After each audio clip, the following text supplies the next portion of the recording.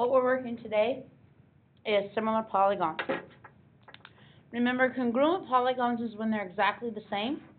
Similar polygons is different. For similar polygons, all corresponding angles are equal and corresponding sides are proportional. This is an example of similar polygons. One's big and one is small. Okay? Congruent means they're exactly the same size, but similar means that one's big and one's small. So they're the same shape, different sizes.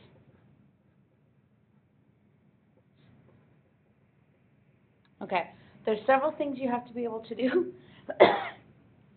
The first thing you have to be able to do is list the proportional sides. Proportional sides are sides that are in the same spot. So I tend to always do big over small. If you do small over big, that's okay. You just have to keep that same pattern. So I need to pick a side from my big shape. So I'm going to start off with this side. The name of this side is EG. And it's in the same place as this side here, which is HK. Then I go back to my big shape again, and I pick another side. I'm just going to kind of go around. This right side is called GD, and it's in the same place as KJ. Then I go to the bottom. FD is in the same place as IJ. And then EF is in the same place as HI. So when they ask for proportional sides, that's what it's asking you to do. The other thing that you should be able to do is you should be able to list the congruent angles. Because similar polygons have congruent angles. So I should know angle E is congruent to angle H. That's right, because they're in the same spot. Angle G is congruent to angle K. Angle D is congruent to angle J. And then angle F is congruent to angle I. So a lot of with similar polygons, what you're doing is finding things in the same spot. Okay, so now one of the big things to be able to solve any problem with similar polygons is you have to find the scale factor.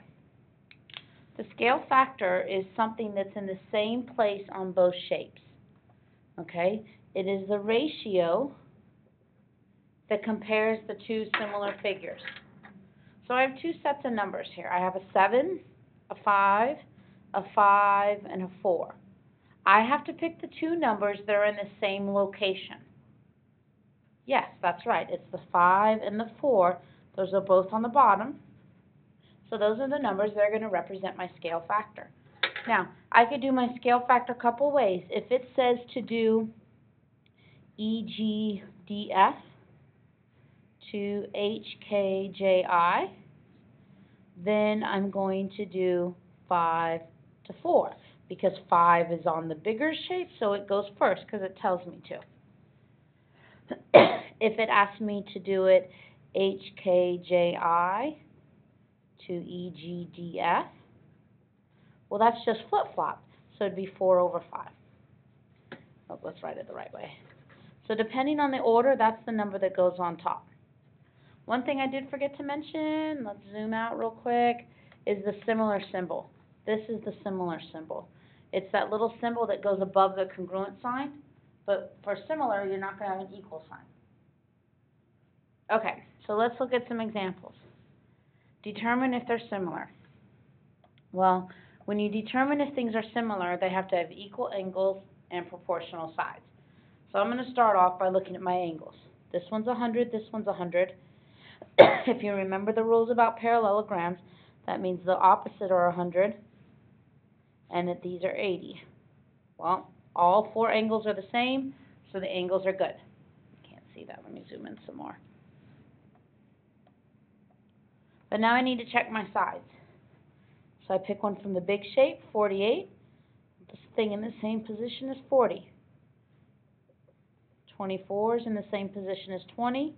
Now, I don't need to list the 48 and 40, but I'm going to do it again because I want you to see that because there's 4 sides, I should have 4 fractions. Now what you're going to do is you're going to type these in the calculator and you're going to see what you get. And if you get the same decimal each time, then they're similar. And those 4 things are equal, so I say yes, similar. If any of those numbers was wrong and a different number, then they would not be similar. Okay? So let's look over here on the right. So if we start off by looking at angles, go ahead and see if those angles are the same. If they're the same, then we go on to sides. So I know that this one's 70 and this one's 70 and this one's 70. And remember our parallelogram rules, the other ones are 110 because you minus from 180. So my angles are good. So what I have to do now is I have to check my sides. Now, a big number is 32. 32, now here's the trick. 32 is the smallest number out of these. And so it has to go over the small number here. You see that? And then 36 is going to go over 8. What happened is that these were flipped, but you still have to go big to small. And then 32 over 32 over 7 and 36 over 8. So now plug those in the calculator to see if you get the same fraction. So when I plug them in, 32 over 7 and 36 over 8, they're close to the same, but they're not exactly the same. So since they're not the same decimals, these are not similar. Okay? All right, let's look at the second page of notes. For the second page of notes, we start off, all of our problems you're going to have to be able to solve, so this is just a good algebra review. For this, remember this says divide by 5, so I'm going to multiply by 5. And so I get r is equal to 35 over 4, because 5 times 7 is 35. So 35 divided by 4 is 8.75.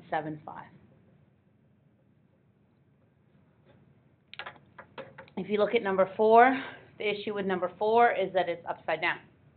So I'm going to flip both things, because if you flip one side, you got to flip the other. And I'm going to times by 10, because I want to get rid of a divide by 10.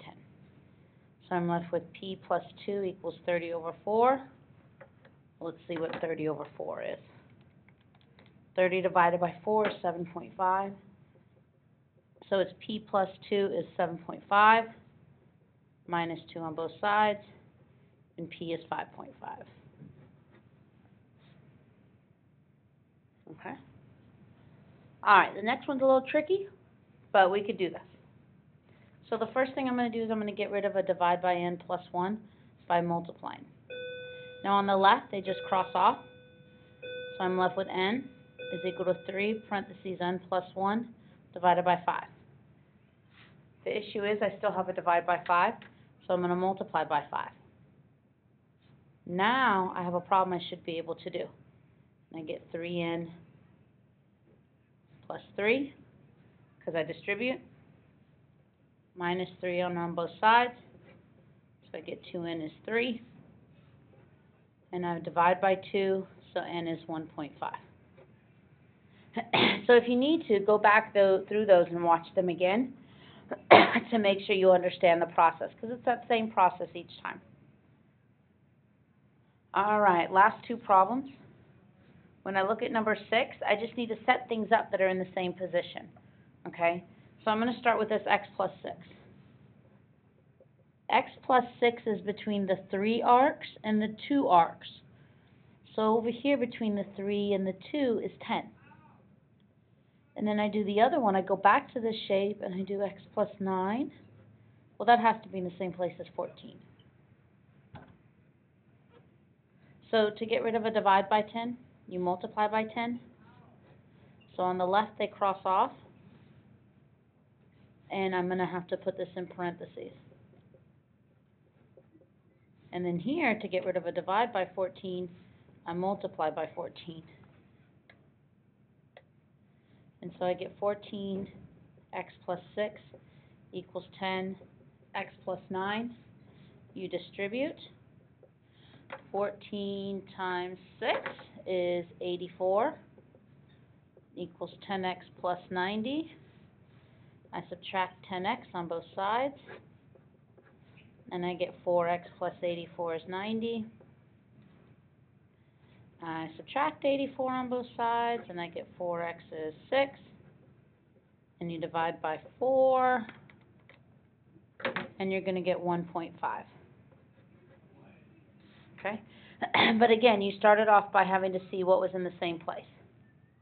Okay? Last problem we're going to do real quick. Same idea. We're going to set it up. We're going to see what's in the same place. Angles are just there to help you locate things. You're not going to actually use the angle in the equation. So I'm going to start with this x plus 1. X plus 1 is between the 1 arc and the 2 arcs, so that's the same place as 12. And then I go to x minus 3, right here. That's the same as this. So I'm going to multiply by 12, and I get x plus 1. And what's neat about this one, 12 divided by 6 is actually 2. So I could do this all at once, and I'm not going to have to multiply by 6. So I get x plus 1 is equal to 2x minus 6. Subtract 1x on both sides. So I get 1 equals x minus 6. I'm going to add 6 to both sides, and so you get x is 7. So once you have the problem set, when things are in the same place, you just solve the proportion how you usually do.